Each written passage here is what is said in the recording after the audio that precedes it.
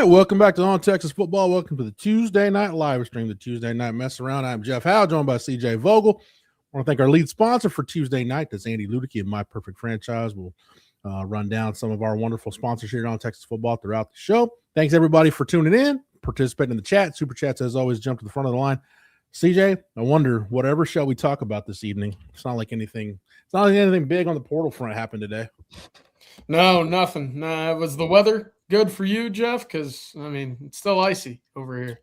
Man, I'm good. I'm good. South actually got out of the house today, so that was nice. I was actually going to ask you, sir, since it is Tuesday, was it by chance a Taco Tuesday at Casa de Vogel?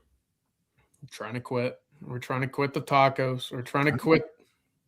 Whatever makes the belly happy is what we're going to be sticking with moving forward. You're still a young cat, CJ, but you may start slowly developing signs of old man gut, where stuff that at one point you were fine with just doesn't agree with you all of a sudden. So I don't know, maybe something to watch. Look, that was one of my favorites. So we're going to stick to what I guess has kind of been, the happier side of things. And that's what we saw today, Jeff. A nice little portal edition for the Longhorns. No doubt. All right, so let's talk about it. Let's not waste any more time. Again, Super Chat jump to the front of the line. Thanks, everybody, for participating in the chat tonight. Lawrence Seymour, interior offensive lineman guard out of Western Kentucky, second-team All-American this past season. He has signed with Texas.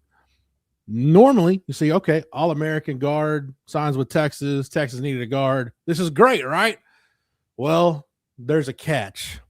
He has applied for a waiver for an additional year of eligibility. He is yet to learn, and Texas is yet to learn, if that year of eligibility will be granted. Now, CJ, as best as I can put it together, this is the Lawrence Seymour timeline for his college career. He signs with Miami as a member of the class of 2021, plays 2 games in 2021, so effectively gets a redshirt year. Plays 6 games, makes a couple of starts in 22. In 23, so this is his redshirt sophomore year at Miami, he leaves the team in early August, hits the transfer portal, which I don't even know you could enter the portal at that point unless you're grad transfer. So right, whatever. This is numb at this point. There are no rules, and ends up at Akron. Now doesn't play a snap for anybody in 2023. Plays for Akron in 2024. Obviously, is the full season starter at Western Kentucky this past season. So he had a redshirt year at Miami. Didn't play in 2023. So, CJ, I'm under the impression that 2023, for whatever reason, either 23 or 21, whether it was an injury, illness, something shady happened, whatever, one of those 2 redshirt years he's trying to get back. I would imagine it's that 2023 season. And you're right, Jeff. He, in his mind and his family, his camp, his agent, whoever represents him, believes that he was not playing football for 2023, right? So that would indicate your 5 years to play for did not apply. Now, is that how the NCAA sees it? Clearly not, because we're still in this kind of waiting mold to figure out whether or not he will be eligible to play in 2026. But you're absolutely right. Started in 2021, and now we're sitting here saying, hey, if he is eligible for 2026, that is a heck of an addition for the Texas Longhorns, but it all depends on whether or not that eligibility waiver is granted, something that, and we'll be honest up here, we don't know what the timeline looks like. We don't know which way it is leaning at the moment. That is all up to the NCAA, and I think Texas is also in a wait and see. They're going to take him, sign him, make sure that he can't go anywhere else, but make sure that when it's all said and done, hey, they don't want him playing anywhere else should he be approved and granted that extra year for 2026. Now, Bobby Burton did drop some information this evening over on TexasFootball.com, so I'll just run this down for everybody. This is after Bobby spoke to a source close to the situation. Again, if you're just tuning in, we're talking about Lawrence Seymour, the Western Kentucky guard who signed with Texas today. Seymour's not expected to join the Texas program until the summertime. He's finishing his undergrad degree this semester at Western Kentucky. So, hey, it's at least refreshing, CJ, for me to know that if you're going to be in college this long, at least you're getting a degree out of the thing. So props to Lawrence Seymour for getting his degree at Western Kentucky. According to Bobby's sources, Texas has a lot of confidence that his waiver is going to be granted. As far as the timeline, nobody, not even Texas, knows what the timeline is, except it's going to be sometime this spring. And CJ, this is the rare portal commitment where it's a signing, and he hasn't even visited campus yet. They're working to set that visit up in the next couple of weeks. This is probably at this point, you look at the options that are left for interior offensive linemen in the portal. Man, you might as well throw. I don't even. Do we want to call it a Hail Mary? Like, you might as well just, hey, throw something at the wall and see if it sticks. Because if it sticks, you got a guy that immediately helps your depth and I think raises your floor for your interior line group. If it doesn't work out, then hey, you just roll with what you got. Is it a Hail Mary? Is it a saving grace? One of the two. That's probably where it all kind of falls down into. But for Texas, if he's eligible, who cares, right? This is your guy. Now, if he's not, you're back to where you were on Monday, right? Someone on campus is going to have to step up and be that piece for you. And here's the double-edged sword here, right? One, if he's eligible to play, Seymour won't be on campus for spring football. So he's already behind the line, if you will, behind the whistle a little bit, given he won't have that continuity. He won't have the idea of what it's like playing next to Trevor Gooseby and Connor Robertson. But if he's ineligible, well, hey, Dylan Sikorsky or Jordan Coleman or name someone else in that Texas offensive line room who will already be stepping up to play that left guard position will have already at least played and had some experience with the rest of that first team offense. So that's kind of what you're sitting at. But to your point, if you can add a second team All-American by Phil Steele, who is very reputable when it comes to, putting together college football discussion, you have to add that guy. Because Jeff, we mentioned it, we've talked about it. Texas was in a, pretty tough spot when it came to that offensive line. So we'll see, of course, what the NCAA, sides with.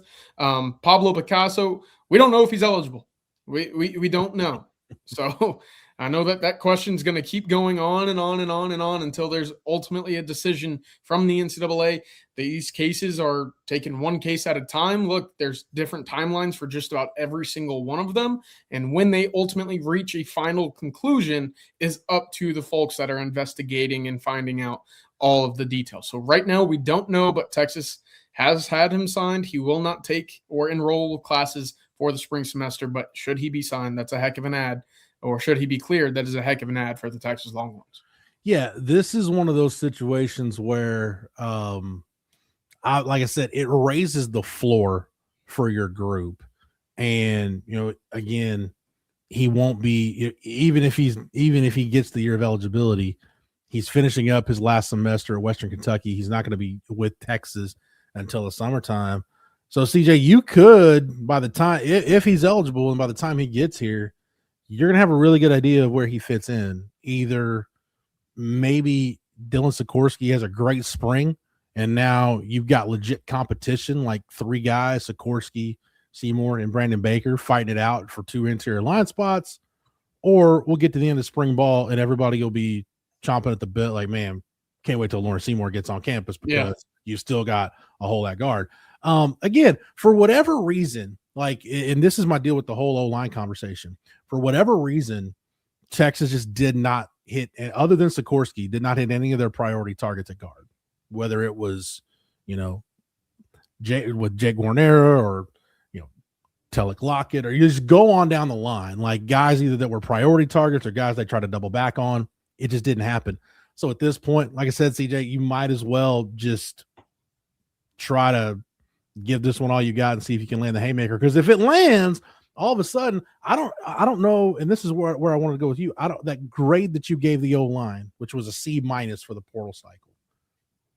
If Seymour's eligible, where does that grade go for you? That's a great question, and I've been thinking about it. It probably goes to a B+. Wow. Okay. And it's not an A, right? We've seen too much, redirection, and they've had to change course too often so far. And quite frankly, to your point, they missed on too many of their top targets or just kind of treaded water for too long to find, the guys that we believe would be difference makers.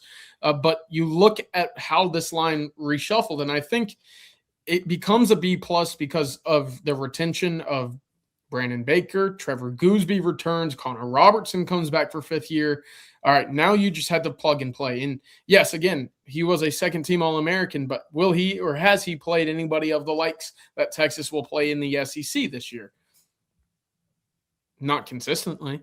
Right. He's only about 6'2" and change, 305 pounds. So, yeah, really good football player, right? But can he or has he ever shown to be that guy throughout an entire season? The answer is quite frankly no. 2025 was the first year in which he's played a full year of football as well. And plus, you're moving a guy from left tackle to right tackle, and on the same time, you're moving a guy from right tackle to right guard. So there's still movement with this offensive line. It's in much better shape, Jeff. And we saw a tweet earlier today where Texas should have more than 25 or 3,000 more snaps collectively coming into the season this year than last year. But hey, am I saying that this is going to be the best offensive line in the country? Absolutely not. No. Can it be better than 2025? I believe so. So a B plus.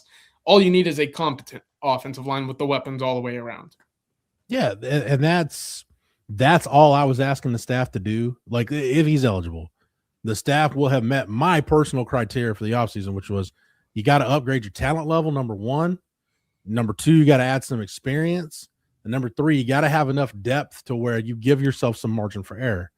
And if you land another interior lineman, like I said, now you feel like you've got 3 starting caliber guys with Seymour, Sikorsky, and Baker for those 3 interior line spots.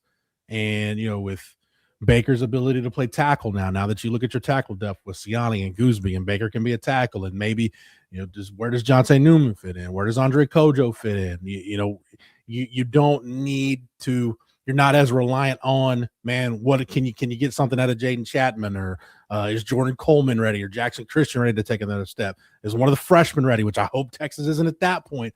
This increases your margin for error, which is all I can ask for.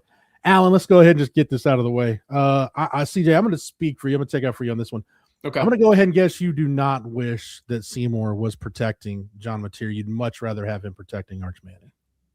I'm glad you took that for me, Jeff, because I didn't want to have to answer that. Alan, come on, UT for life. Come on, boys. You can't even enjoy Taco Tuesday, so I'm gonna take up for you when it comes to the chat giving you a hard time on the John Mateer stuff. But we got a whole other offseason, and you got another Manning Passing Academy too, which I'm sure you'll get your fill of it down there. So that would be fantastic. Even though good times are had by all, I understand, at the Manning Passing Academy. So I know you're looking forward to making that trip again. All right, let's thank our first sponsor of the night, our lead sponsor here on the Tuesday Night Live Stream. That's Andy Ludicky and My Perfect Franchise. Stuck in the corporate rat race with 2 weeks PTO and no control over the money you can make or your schedule in general?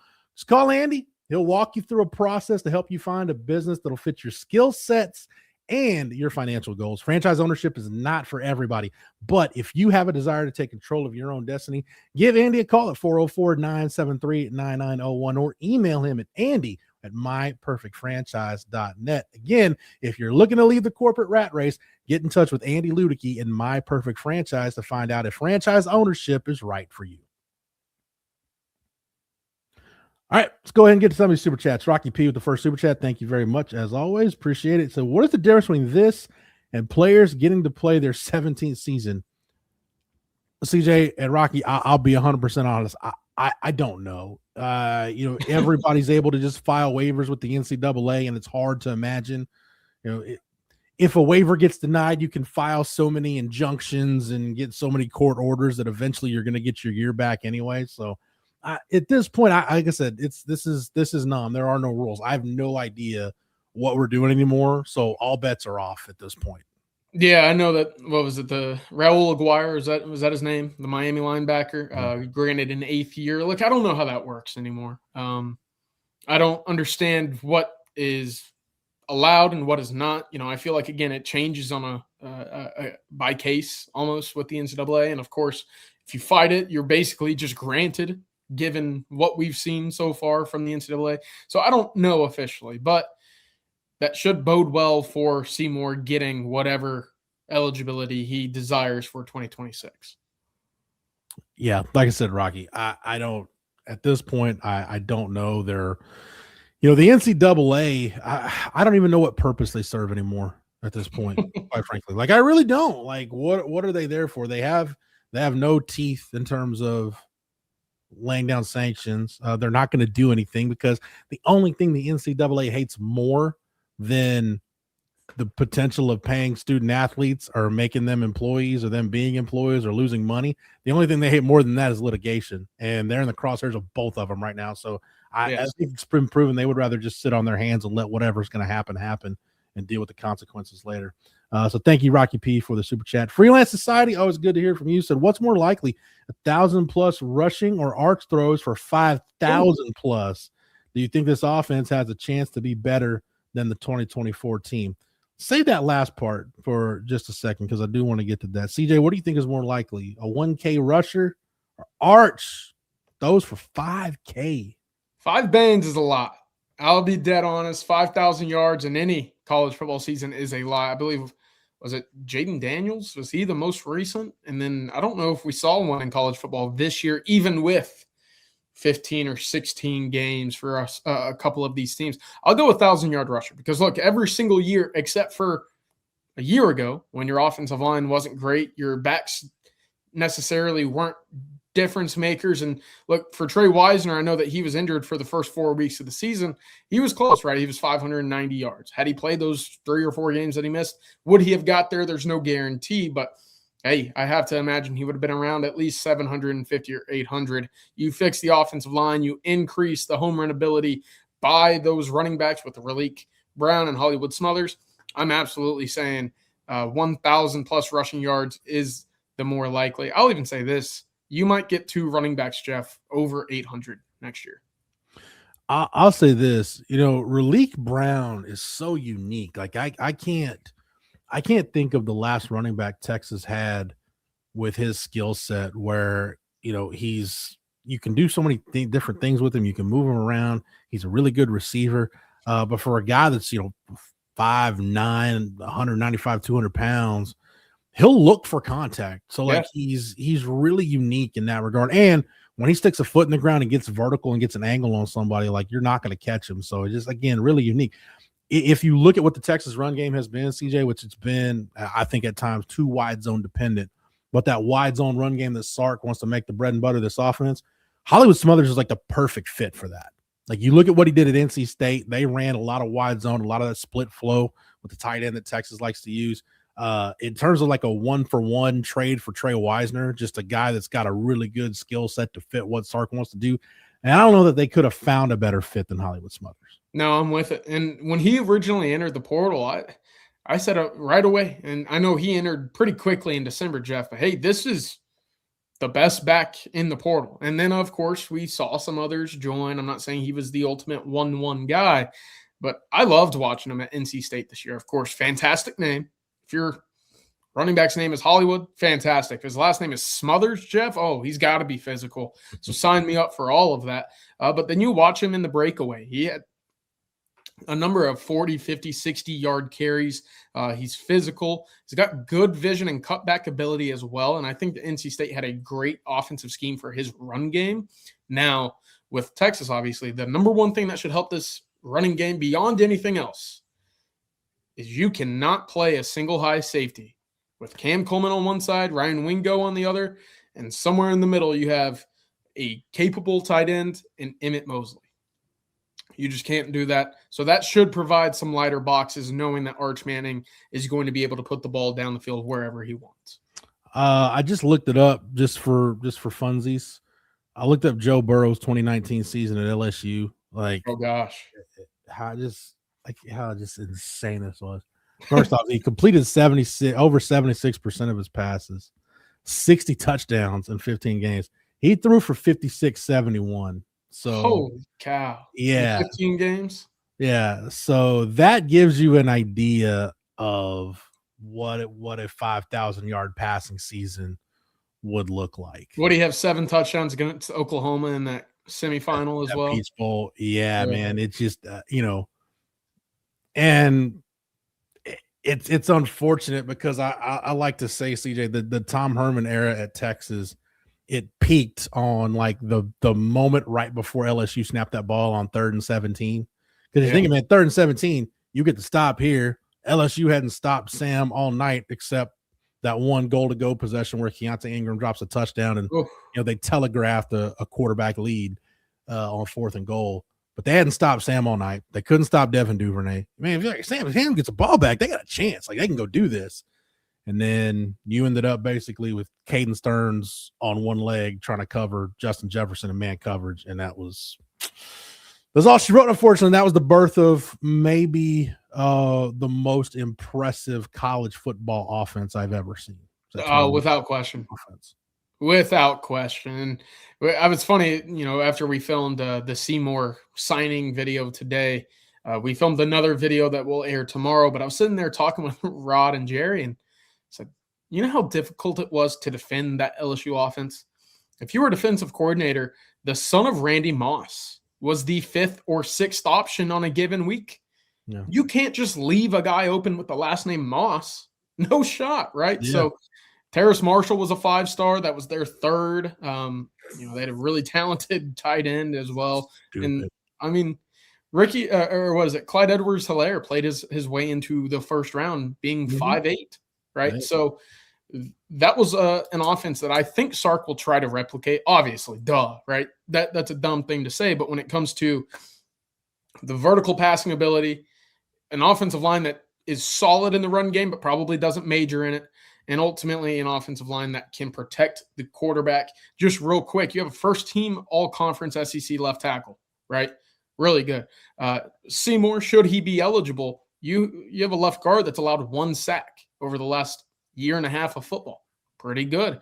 Melvin Sione at right tackle, 0 sacks, 9 pressures allowed. Brandon Baker growing into that guard position, a former 5-star. He allowed 3 sacks in 2025. And then Connor Robertson allowed 2 sacks. So you're protecting, or you're building an offensive line right now that is built to protect the quarterback. That's something that I believe is the ultimate and clear strength of this Texas 2026 offense. Yeah, I want to get to the second part of Freelance Society's Super Chat. We'll do that here in just a second. But right now, let's thank a couple more sponsors, give a couple shout-outs.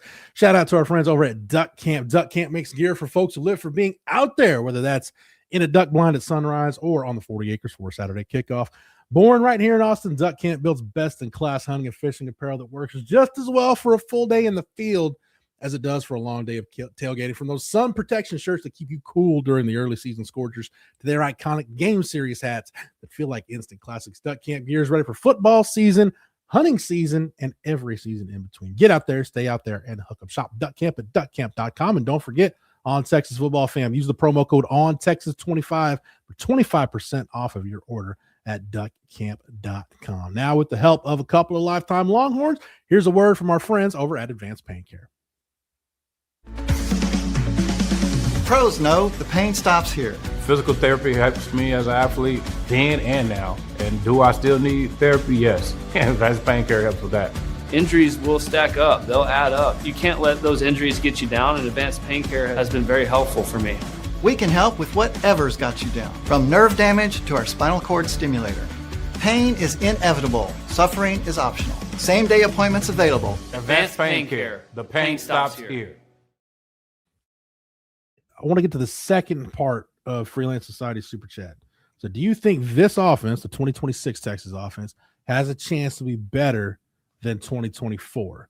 So Bobby's Tuesday piece that he posted this morning asked the question to compare the 2026 offense with the 2025 offense, but just to see which is better. So CJ, let's run down the kind of position by position.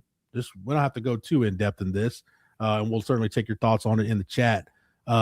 Quarterback, you going Arch Manning year 2 as the full-time starter, or you going the 2024 version of Quinn Ewers? I'm going 4th year Arch Manning. And I'll tell you why. I'll tell you why I would, not just because of Arch's upside. I think the 2023 version of Quinn is better than the 2024 version. I think you're right. On top of that, the legs of Arch is something that I just don't think compare, right? We saw that to close off A&M. We sought to close off with 150 yards against Michigan. I was even going back through a rabbit hole today, Jeff, which cannot wait to get your thoughts on this tomorrow. Yeah. But he had a 30-yard run by himself against Oklahoma with 4.5 left. That's basically bringing in Mariano Rivera to close a door. And late in the game, is Arch Manning busting a run for 30 to 40 or score? I mean, it happened multiple times, probably more than what we give him credit for. But that ultimately is the biggest factor when it comes to Quinn and Arch. I think Arch, especially in the back half of the year, Jeff, protect the football tremendously. Yeah. Running backs. This to me almost might be a push. Hollywood Smothers and Raleek Brown, or Trey Wisner and Jaden Blue. I don't know if it's a push for me. I know Wisner had a great year. I know Blue was really good out of the backfield. He had 14 or 15 total touchdowns as well. But you have two first team all conference guys with Brown and Smothers. And I know that won't likely happen again, given that their volume is going to decrease. But just what you could do with both of them on the field at the same time. Should we see more of the pony package? Oh, yeah. I got to go with 2026. I hope that Raleek Brown in particular really fires up Sark's imagination, because I just think he's so unique in what he does. Which wide receiver group would you take? You taking Coleman, Wingo, and Mosley? Are you taking that Golden Bond? You taking that group? A young Ryan Wingo in that group also? Yeah, no, that's really interesting to me. I'm going with 2026, and I say that because I think for at least now, and look, this could change, but all of these guys want to be where they're at. I don't think that was the case towards the back end of 2024. We'll save that for another time. But all in all, look, what would Isaiah Bond have been for this team had he not gotten hurt against Oklahoma? I think early in that year, he was really good. He was a guy that Texas was featuring. He gets dinged up. He was never quite the same, but that allowed the emergence of Matthew Golden. Still, I lean towards, hey, you have the best receiver in all of college football on your roster, at least a top two guy with Cam Coleman and our two returners. I lean with 2026. You had, and again, it's going to, Isaiah Bond's legal situation that popped up before the draft is going to skew, because he would have been drafted. Sure. Had that not happened. But I think all three of these guys in this Texas wide receiver group are going to be drafted. And if DeAndre Moore gets drafted, it's not going to be out of Texas. He was another guy. And again, going back to the running back group, just thinking about what you look at that 24 offense, man, Sark got 40 catch seasons out of Wisner and Blue. And I think Smothers and Brown give you more bang for your buck, getting them the ball in space as a group rather than, and I know Jaden Blue's got the home run speed, but the only position, CJ, where I think it's a clear edge for 2024, we'll get to the offensive line in a minute. Tight end, the 24 version of Gunnar Helm is better than I think anything Texas could put on the field, unless Nick Townsend just makes this incredible, crazy jump that I don't think we can expect him to make right now. No, I think that's unfair for Nick Townsend to have the expectations to go be a borderline all SEC tight end in year two. Look, we didn't see Jatavian Sanders at all until year two, right? So tight end's a really tough position in my eyes to get really up to speed to a dominant level, especially with what we've seen over the years at Texas. I'll say this about this year's tight end. I don't think you need a game breaker, Jeff. You don't. I don't think you do. You need someone that's capable. I think Masunas can be capable, right? He had 19 receptions, 230 yards, 3 scores for Michigan State. What you need, though, is a difference maker on the inline blocking, the outside zone, someone that is willing to put a hat on a hat and move, a 250-pound, 260-pound edge rusher. I think that's what he provides, something more than what we saw in 2025. So, obviously, 24, Gunnar Helm, he gets the nod, but I don't think you need a game breaker this year for the tight end position. Don't be a reason why the offense stagnates or slips a notch or is less than. Don't be a reason why 12 personnel gets eliminated just because it's a detriment to have tight ends on the field. Good point. In 2026. Just be a net positive for tight ends. And I'm with you, especially, again, I'll go back to it, as much wide zone as Texas runs, I'm assuming this is going to be huge as an inline blocker setting the edge. And then the O-line, so if you look at this, you look at this projected group, right? So I guess now at this point we could go Gooseby, Sikorsky, or Seymour at left guard. Again, with the asterisk because we don't know what the eligibility situation whenever that gets cleared up. Robertson at center, Baker at right guard, Siani at right tackle versus that 2024 Texas group, which was Kelvin Banks at left tackle, Hayden Connor at left guard, Jake Majors at center, DJ Campbell at right guard, and Cam Williams for his 1 year starting at right tackle. I would go 24 just because Trevor Gooseby has the potential to be a first-team All-American and an Outland Trophy finalist and all that stuff. But the fact of the matter is Kelvin Banks was that guy. So that's exactly it. That and then Jake Majors ends up starting more games than anybody in the history of this football program. That's say what you want about anybody can say what they want about Jake Majors as a player, CJ. That's got to count for something. Yeah, no, I'm right there with you. You had a first round pick at left tackle. You had draft picks across the board, except for Jake Majors, Jeff, who had, to your point, the most starts of any Texas Longhorn ever. So I go back to the 2024 offensive line. I think you ran the ball better with that unit. I still don't know, right? It's a big unknown with some of the position movement with this 26 offensive line. Altogether, though, you should be able to protect the quarterback, which I believe is going to be very important, obviously. No doubt. All right, so there it is. We'll take anything you got in the chat on that, comparing the – and again, thank you, Freelance Society, for the super chat and for that question. Which offense you take? You taking the 2026 Texas offense or you taking the 2024 offense? Justin Yarbrough with the super chat. Thank you. Justin said, have we heard when the guys start winter workouts and who needs to make the biggest leap this offseason? It's a good question. All the team, the returners, portal guys, they're all on campus. They should be fired up here in the next week when it comes to winter conditioning. Of course, I think some of the ice, some of the weather derailed that a little bit. But ultimately, guys that need to make the biggest leap, Jeff, I think it's very easy for me. I think it's Justice Terry, right? Get that frame where it needs to be. Whether you're playing the 3, the 5, or out on the edge, you need to be able to play all of them. And I think that's what the expectation is for Justice Terry. Again, this was a guy who had the opportunity to jump in the portal and leave. He said, no, I like Austin. I like the plan that they have in place. Now it's up to him to get that body right. He's my pick on defense. And offensively, I'll even go John Turntime because coming in at 275 or 280 pounds, hey, that's light. I'm not saying he's going to compete for a starting job, but hey, let's just say Lawrence Seymour is denied his waiver.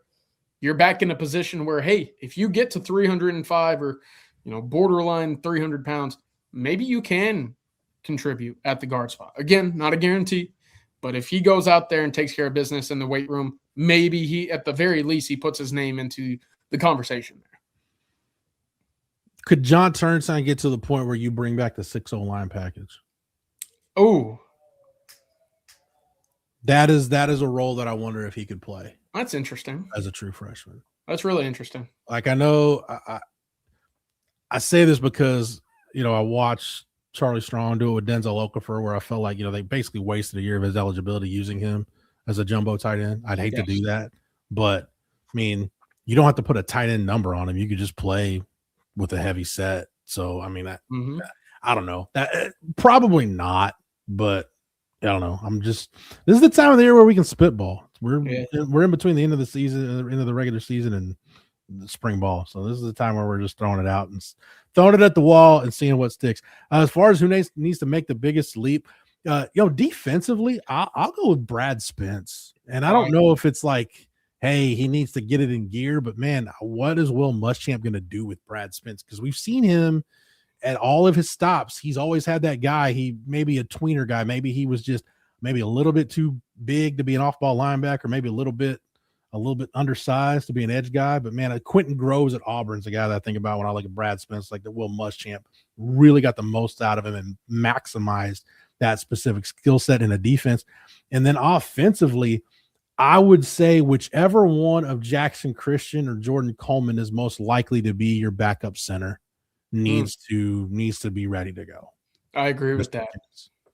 Because if you don't, I think Jackson Coleman's probably that next guy at center, Jeff. But look, that's a lot. That's a big unknown. We went into 2023 or 2024 and 2025 with at least 3 or 4 guys with experience at center, right? That wasn't even a question, right? Last year it was, hey, if it's Cole Hudson, then Connor Robertson's right behind him. Right behind him is Daniel Cruz.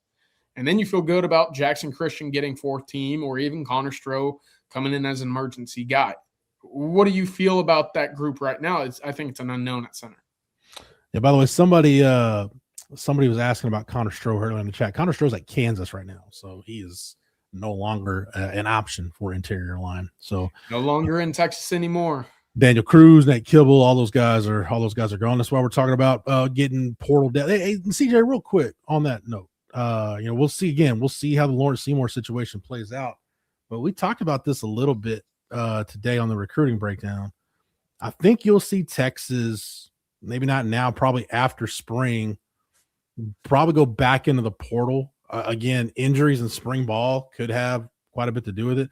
But after they really get to evaluate this roster, they may go in the portal and just try to backfill some spots that they're missing, even if it could mean, hey, let's just take a guy in this spot so we don't have to play a true freshman if that true freshman's not ready. I think you're absolutely right. And I think it's spots where we heard Texas might be interested in adding depth, right? Maybe an edge if one is available, a safety perhaps, because look, you're going to be limited in the spring with Xavier Filsaime having shoulder surgery. Jonah Williams going to be at baseball. Who knows what that safety room might look like? That's a spot that I look at and say, okay, maybe for an insurance piece, they go out and add one there as well. I wouldn't, I know they're probably done at linebacker at this point, but I just, again, your answer for an extra edge rusher, it might be already on the roster and it might be Brad Spence. So we'll see how Will Muschamp decides to play that one. Josh, Texas fan, thank you for the super chat. It says random, but if John Mills stays committed, do we beat Florida and make the playoff? As good a year as John Mills had at UW, I don't think a true freshman guard was going to be the difference between you winning in the swamp and not. What about an All-American true freshman guard? As good as he was, you couldn't run the ball, period. And you got behind in the defense. I mean, I think that's probably another reason, again, like the decision, Sark's decision to move on from PK and hire Will Muschamp, like it just fascinates me the further away we get from it. Now, look, you will not find a bigger Will Muschamp homer than this guy right here. But I'm thinking of all the possible reasons why Sark just kind of kept accumulating that led him to feel like he had to make this move. Man, CJ, that Florida game was one that, the offense was bad. That might have been like the worst first few drives a PK defense has played since going back to year one. That's where I hesitate, because otherwise I think so. I think if you have a capable body at left guard, look, when Texas desperately needed to, they were able to move the football late in that game. And I know a lot of that was just Arch scrambling for his life. And I think he grew up probably the most of any single game was against Florida last year. But hey, John Mills ended up having a heck of a year for Washington. So who knows, right? Who knows? That's a fun question. I actually really enjoy kind of pontificating about that question and that hypothetical. I guess the caveat would be if John Mills was at Texas in the spring and you knew that he was, I guess if he's good enough right then to take the snaps Neto was getting during spring ball and he's already ready to go, yeah, maybe you're a little more competent up front. But again, at the end of the day, man, the defense was just the first quarter was just it was rough. And I just think there was too many of those that added up that it basically probably was one of those data points Sark probably used to shove himself in the direction of moving on from PK. Let's go to Josh. Thank you for the super chat. Let's go to Baldfather Betts with this super chat. Said, I know who I'd take the 23 offense, AD and X. So, yeah. I mean, if we're talking about, again, looking at would you take the 24, the question was the 24 offense or the 26 offense. Yeah, the 23 offense it's the best offense Sark has had since he's been here. I've said it before, like the downside of that offense is we never got to see it with all the pieces clicking on all cylinders at the same time. And that is absolutely. And originally, Jeff, when you asked 24 or 26, I was sitting there saying, boy, I don't know if I'm giving the running back nod to 24. And I was like, wait, that was 23, right? That Jonathan Brooks first half of the year until he got injured, he was the best running back in college football. And I don't know if it was close. And I know that you've been out here on OTF shows before saying Texas wins the national championship should he remain healthy throughout the year. I don't disagree with that. So when you look at what Texas was able to do, that was the year for Texas and Sark to adopt 12 personnel more than they did. I know that we saw it at times, but not to what we saw in 2025. So I agree. 23 was a really special year. No doubt. All right, let's go to the and hey, again, Bald Father Bets. I will say, I've said it before, I'll say it again. I will die on the hill. With a healthy Jonathan Brooks, Texas wins a national championship. So do that, and $5 will get you a decent cup of coffee. So do with that whatever you wish. Let's get back to the super chats. Rocky P with the super chat said, NFL screwed the pooch today. Bill Belichick somehow isn't a first ballot Hall of Famer, and Shedeur Sanders somehow is a Pro Bowler. Brown should retire the jersey now. Look, I want to stay on topic, but if Bill Belichick's not a first ballot Hall of Fame coach, then nobody should be. Right? I don't know which of those is more surprising. It has to be Bill. He's won 8 Super Bowls, right? Right? Yeah. I mean, like that's in my opinion, the greatest coach that I've ever seen coach NFL football. For him to not be a first ballot Hall of Famer is absolutely unbelievable. But yeah, Shedeur making a Pro Bowl, I think, is almost equally unbelievable. I like I'm reading a story from Yahoo Sports about the Belichick thing. He said he was reportedly puzzled and disappointed by the development, reportedly asking one associate, 6 Super Bowls isn't enough. And I mean, what does a guy have to do? I mean, yeah, that's I don't know, man. I don't get it. But and he's got a smoking hot babe. I mean, put him in. You know, the latter, CJ, we can debate whether that's Hall of Fame worthy or not. But hey, I'll say this, man. When it comes to the Pro Football Hall of Fame, you know, at some point, I'll take it back to Texas for a minute. Then at some point, and with the Seahawks going back to the Super Bowl, and everybody's kind of waxing nostalgia about the Legion of Boom. At some point, Earl Thomas is going to get in the Hall of Fame, and he should be in there. I know the way it ended in Baltimore. And there was the off the field stuff at the end of his career. That shouldn't cloud the rest of his career, which was he was probably the best safety of his era and was the centerpiece of one of the best defenses of the era. It was only first round pick in that secondary, in that Legion of Boom secondary. You look at all the all-pro selections, the Pro Bowls, like Earl Thomas is going to be a Hall of Famer. And at some point, I don't know why Tommy Nobis is not in the Pro Football Hall of Fame yet. Now, look, I will stump for different guys, right? Like, I know Priest Holmes is probably never going to get into the Pro Football Hall of Fame, but I wish, like, hey, if you can take a look at Terrell Davis's couple of years right there, if you just look at those 3-year run Priest Holmes had, it's as good as any running back has had in the history of pro football. And you look at what Casey Hampton meant to the Steelers, even though an over-the-ball nose is never going to have the numbers. Again, if there's anybody I'm a bigger fan of than Will Muschamp, it's Casey Hampton. So I will always stump for Casey Hampton. But I don't know how Tommy Nobis isn't in there yet. I don't know why he hasn't been in there already. But, man, I hope before I leave this mortal world, CJ, that I get to see Tommy Nobis rightfully enshrined in the Pro Football Hall of Fame in Canton. I couldn't agree more. And I agree with all the names you mentioned there as well. I think Earl Thomas, given the end of his career, I think he ultimately makes it as well. And the bus for him, Jeff, needs to be him on the golf cart leaving Arizona. Giving Pete Carroll the bird. Yep. I'd be down for that. Hey, real quick, because we don't know if we talked about it a ton on the channel, but last summer you went to Canton to the Pro Football Hall of Fame. You were there for like induction ceremony, all that fun stuff, man. Was that how was that? That was one of the more unbelievable weekends I've ever had, and I was fortunate enough to go with a really good friend, Mary B. Obviously, we were able to go kind of behind the scenes and get like the family and friends treatment. So I was in the Hall of Famer hotel. I was on the buses with some of these Hall of Famers. I was looking around saying, that's Mean Joe Green, and that's Lawrence Taylor, and that's Emmitt Smith. And I'm like, how the hell am I here? But it was an unbelievable weekend. It's something that I'll never forget. If you ever go to Canton, Ohio, I definitely recommend the Hall of Fame. Obviously, I don't know why else you'd be there, but a really cool weekend, and hopefully some Longhorns will be inducted, or at least give some of these Texas fans a reason to go here in the next 20 years. Man, you run those names off. If I'm at the point where I don't fanboy or get starstruck very often anymore. Emmitt Smith is one of those that I would do that for.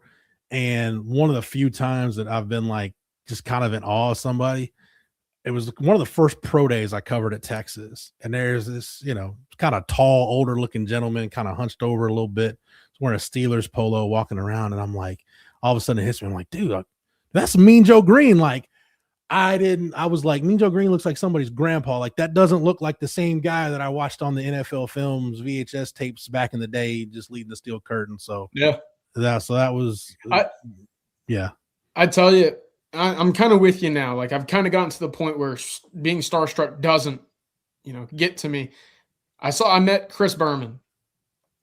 I couldn't speak, Jeff. That's the man. Chris Berman was awesome. So that was one of my big highlights from that weekend. Yeah, I will make my pilgrimage to Canton at some point to the Pro Football Hall of Fame. All right, let's go ahead and give a shout out to another sponsor here on the Tuesday Night Live Stream.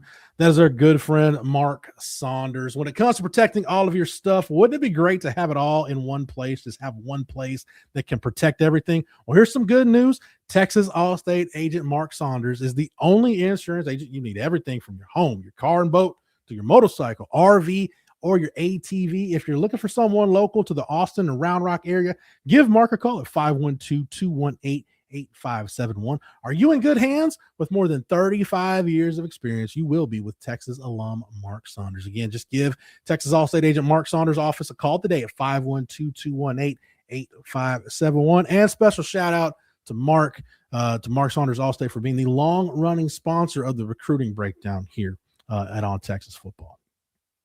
All right, CJ, let's I do want to get to this. Let's see, there's a couple chats I wanted to get to. Let's get to Pablo Picasso first, CJ, because this is directed at you, and this will catch everybody up on the Lawrence Seymour news of the day that we talked about earlier, but we'll just kind of re-rack it right now.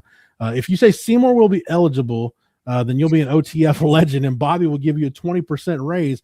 And if he's ineligible, Bobby will fire you. What are you going to do? Choices. You want to roll the dice, CJ, that much on your future? Look, I'm a gambling man, but gambling my entire paycheck, I think, is for only a 20% bump. I think I'm going to sit on my hands here and wait until the NCAA comes out with a decision. I'm sorry, Pablo Picasso, but look, I got to pay rent still. Yeah, man. And look, hey, we kind of touched on this a little bit when we were talking about the Lawrence Seymour thing. I don't think Texas would have done this unless they thought there was at least a decent chance of him being deemed eligible. I mean, look, you never know, but I don't think they would have done this if they felt like it was just a completely lost cause. Otherwise, why do it? Yeah. Like, why waste the time? Why get the hopes up, right? Why start looking ahead and planning towards Seymour being a piece of the puzzle should he have no case? So I'm with you. I think that this is something Texas wouldn't have pursued if they knew that there was no chance. Pablo also asked, he says, CJ, 2 more linemen at least, even if Seymour gets approved. I just don't think the numbers are there in terms of what's available in the portal, CJ. Yeah, I don't know. I don't know about 2 more. Look, I think with Sione Sikorsky and Jonte Newman, you've done well, right? You've gotten, again, should you get the green light for Seymour, there are 2 starter caliber guys for you, a 6th man and a very talented young swing piece developmental project to go with 7 freshmen, right? 6 freshmen. So I don't think you necessarily are dying for extra depth. Maybe an additional 1 grad transfer would be where you kind of reside. No doubt. CB asked a minute ago about if Arch will break Colts records in this season. And you look at Colts 08 season, it was a little over 3,800 yards, 34 touchdowns. Quinn actually got close to the touchdown number back in 2024. But CJ, I think those numbers are pretty much complete. I mean, Arch, considering the start to the year he got decently close to the yardage number this season. No, he definitely did. I actually was very wrong, and no one's called me out on it. But I said one of my bold predictions was that he was going to break Colts' single-season passing record last year. And after looking at the first 4 or 5 games, I was sitting there saying, God, that could be one of the worst takes I've ever had, Jeff. So thank you, chat. Thank you, OTF friends and family and Matthew and to you, Jeff, for not bringing that back up. But I look at this year and I say, hey, how do you not get excited for what Texas and Arch could do given, hey, he's got everybody he wants to throw to. He's going to have an offensive line that can protect, and he's going to be a year older looking like what he did towards the back end as well.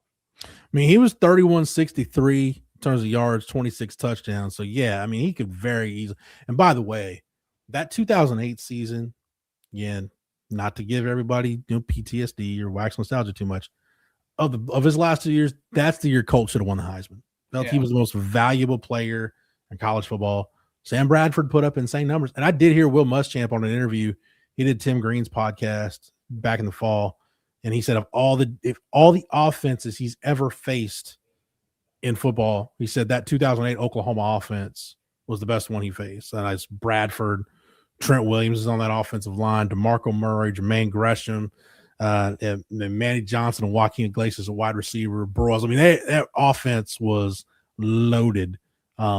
So for Will Muschamp to call it the best offense, that tells you something. But man, I just felt like Colt was the most valuable player in college football that year. So had Texas gotten to the Big 12 championship game and won it, Colt probably wins the Heisman. But yeah, I think you could be looking, CJ. I mean, so I think the bar for Arch probably. I mean, I think 4,000 yards, 35 touchdowns is fair. I do too. To set the bar for him next year. 4,000 yards is something that you rarely see at Texas. So I think that it's not the expectation. That's probably a bit unfair, but I think it's definitely attainable without question. Well, I got to go back and look at it. I think I was in the band. Yeah, Marco, I apologize for that. I the wide receiver at Tech, he's Voldemort, he who shall not be named on this. As long as I'm hosting a show on this channel, that'll be the case. But now, just going back and looking at the numbers, I do think, and somebody may want to double check me on this. I think I said my bold prediction was that Arch would have double-digit rushing touchdowns this year, and the big one at the end of the Michigan game, the capper there, put him right at 10. So they popped the confetti. I'm just saying. Let's see. Connor asks, he said, what have y'all heard of Jaden Chapman? Who is he behind on the roster? CJ, he's an interesting case because, he has battled some injuries. So, but I mean, man, if he didn't make his move now, I don't know when he's going to make it. That's where I'm at, is how healthy will he be? What did he look like, obviously, last year to get the staff's approval? But ultimately, look, we didn't hear his name a whole lot when it came to finding the solution at left guard. And to me, that was a bit of an issue. And we heard that Kojo was already ahead of him at right tackle, kind of being that third offensive tackle, that swing guy. So, I think he's buried a bit. Now, again, he's going to have, enough time in the system. He's going to have experience. He should be, bigger, faster, stronger, everything, all the above for another year of development. So I think he's got a ways to go before climbing into that rotation, but it's another able body, and Texas needs all of them they can get on the offensive line. Yeah, he can fill that role, basically being a swing guy all the way across, complete. Because I'm pretty sure, at least in the practices that I've been to in his time at Texas, I'm pretty sure I've seen him cross train at least 4 of the 5 positions, and he may have snapped. I don't know. I've slept since I've been to some of these practices, but I'm pretty sure I've seen him train at both guard spots and both tackle spots. So I think you're right. Yeah, if he can be, if he's your sixth, if he can be in a position where he can be like a reliable sixth guy, I think that's a pretty good role for him. And who knows, maybe a little bit more. Someone is asking in the chat. I apologize. Loaded Bread said, Jeff, can you have a bold prediction of Texas winning the Natty this year, please? Hey, I put my money where my mouth was last year and went to Vegas and made it was like a $50 bet for both, I think. But on one was, and I still have the tickets right here in my desk drawer. One was Arch to win the Heisman. One was Texas to win the college football playoff. So you going to do it again this year, Jeff? Should you venture back out to the desert? I forgot. Did you have the Mendoza Heisman or the Indiana National Mendoza Heisman? That was a fun one. 55-1. Man, I scared money don't make money, and that's why I don't make any money. I don't make any money gambling. Marco asked an interesting question, CJ, as we get ready to wind down here. So what changes does Torrey Beckton implement for the O-line's workouts to give them the power to move the pile for a short gain? The most frustrating part was seeing them get consistently stopped. I don't want to spoil the research you did, but yes, this team does need to be better in short yardage. But I think the strength conditioning component is part of it. Man, I just think it's a mentality, it's a mindset. It's multifactorial, to borrow a term from our colleague Rod Babers, as to why Texas has not been able to be a consistently reliable short yardage offense. It's everything, right? It's strength and conditioning, it's technique, it's the want to and the will. All of that goes into it. And, you know, it's been frustrating. And I know I've called it out. I know you've called it out. I know other folks everywhere have called it out. You know, when Texas gets into short distances on need to have it downs, and it's not a guarantee. And the one thing that I think has been a redeeming quality and kind of a saving grace for everybody here is Arch Manning's legs. And again, I'll post a lot of these findings tomorrow. I did go down a pretty deep rabbit hole, Jeff. It was fun. It was frustrating because I had to relive all of these short distance downs. But look, you should be better with the running backs this year. And that's something that I think you look at and say, okay, they mask a lot of what was ultimately a deficiency for Texas last year. Got to the point where, like, you know, the fact that this team got itself in the playoff conversation is pretty remarkable, considering how I felt about the state of affairs, like in September, like right after watching that UTEP game. Like, dude, they couldn't move the ball in short yardage against UTEP. They couldn't do it against San Jose State. I mean, they did it against Sam Houston, but okay, for whatever that's worth. But yeah, this was an offense that was competent in very few ways going into SEC play. I don't think that's going to be the case going into 2026. All right, one more time to give a shout out to our lead sponsor for the Tuesday night live stream. That's Andy Ludicky and My Perfect Franchise. Do you want control over your own destiny? Then maybe franchise ownership is right for you. If you think that could be the case, give Andy Ludicky a call, 404-973-9901. He's an expert at placing people in the right franchise that fit your strengths and your finances. Franchise ownership isn't for everybody, but if you have a desire to take control of your destiny, call Andy again, 404-973-9901, or email him at andy@myperfectfranchise.net. And again, big thank you to Andy Ludicky at My Perfect Franchise for being the lead sponsor on the Tuesday night live stream here at On Texas Football. All right, CJ, let's just to recap again with the Lawrence Seymour news. Signed with Texas, so that is done. It's not a commitment. He has signed. Bobby Burton, again, dropped some information earlier this evening over at ontexasfootball.com. The Texas is feeling confident at this point. A lot of confidence is the term Bobby used, that his waiver for eligibility will be granted. However, we don't know. Texas doesn't know. Seymour doesn't know. Nobody knows when that decision will be rendered, only that it's set for sometime this spring. Regardless, he won't be able to join the team until the summer because he's finishing his undergrad right now at Western Kentucky. But again, CJ, at this point, I mean, he's pretty much your only option left on the board to get a starting caliber interior offensive lineman. So at this point, why the heck not? Yeah, absolutely. You need a Hail Mary. You need a saving grace.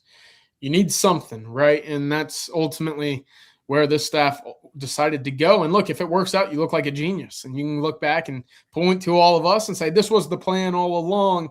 If it doesn't, hey, everybody that you have on the roster right now will be able to participate in the spring, get acclimated to the system, to the calls, to playing with one another on the offensive line, you go into the season with a group that already played together.